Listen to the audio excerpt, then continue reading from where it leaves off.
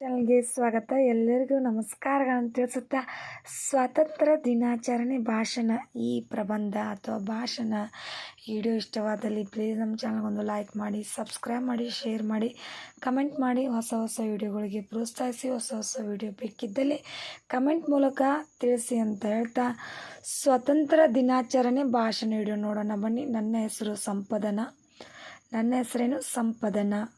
ಮೊದಲಿಗೆ ವೇದಿಕೆ ಮೇಲೆ ಆಸೀನರಾಗಿರೋ ಗಣ್ಯ ಮಾನ್ಯರಿಗೆ ನನ್ನ ತುಂಬು ಹೃದಯದ ನಮಸ್ಕಾರಗಳು. ಅವರಿವರೆನ್ನದೆ ಎಲ್ಲರಿಗೂ ನನ್ನ ನಮಸ್ಕಾರಗಳು.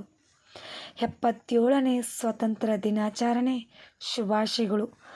ಭಾರತದಲ್ಲಿ ಪ್ರತಿ ವರ್ಷ ಆಗಸ್ಟ್ 15ರಂದು ಸ್ವಾತಂತ್ರ್ಯ ದಿನವನ್ನು ಆಚರಿಸಲಾಗುತ್ತದೆ. ಸ್ವಾತಂತ್ರ್ಯ ಎಂದರೆ ಪ್ರತಿಯೊಬ್ಬ ವ್ಯಕ್ತಿಗೆ ಈ ಭಾರತದಲ್ಲಿ ಎಲ್ಲ ರೀತಿಯ ಮೂಲಭೂತ ಹಕ್ಕು ಇದೆ. ಬ್ರಿಟಿಷರಿಂದ ಸ್ವತಂತ್ರಗೊಂಡ ನಂತರ ಭಾರತ ದೇಶ ಹಲವು ಮೈಲುಗಲ್ಲುಗಳನ್ನು ಕಂಡಿದೆ. ಆರ್ಥಿಕತೆ, ರಾಜಕೀಯ, ತಂತ್ರಜ್ಞಾನ, ವಿಜ್ಞಾನ ಹೀಗೆ ಎಲ್ಲ ಕ್ಷೇತ್ರಗಳಲ್ಲೂ ಸಹ ಅನೇಕ ಸಾಧನೆಗಳಿಗೆ ಸಾಕ್ಷಿಯಾಗಿದೆ. ಆರ್ಥಿಕತೆ, ರಾಜಕೀಯ, ತಂತ್ರಜ್ಞಾನ, ವಿಜ್ಞಾನ ಹೀಗೆ ಎಲ್ಲ ಕ್ಷೇತ್ರಗಳು ಸಹ ಅನೇಕ ಸಾಧನೆಗಳಿಗೆ ಸಾಕ್ಷಿಯಾಗಿದೆ ನಮ್ಮ ಭಾರತ ಅಂತಲೇ ಹೇಳ್ಬೋದು. ಅದು ಮಹಾತ್ಮ ಗಾಂಧಿ, ಸುಭಾಷ್ ಚಂದ್ರ ಬೋಸ್ ಇಂಥ ಅನೇಕ ಹೋರಾಟಗಾರರು ಹೋರಾಟ ಮಾಡಿಲ್ಲವೆಂದಿದ್ದರೆ ನಾವು ಇವತ್ತು ಬ್ರಿಟಿಷರ ಕೈಯಲ್ಲಿ ಗುಲಾಮರಾಗಿರಬೇಕಾಗಿರುತ್ತಿತ್ತು. ಹೌದು, ನಿಜ.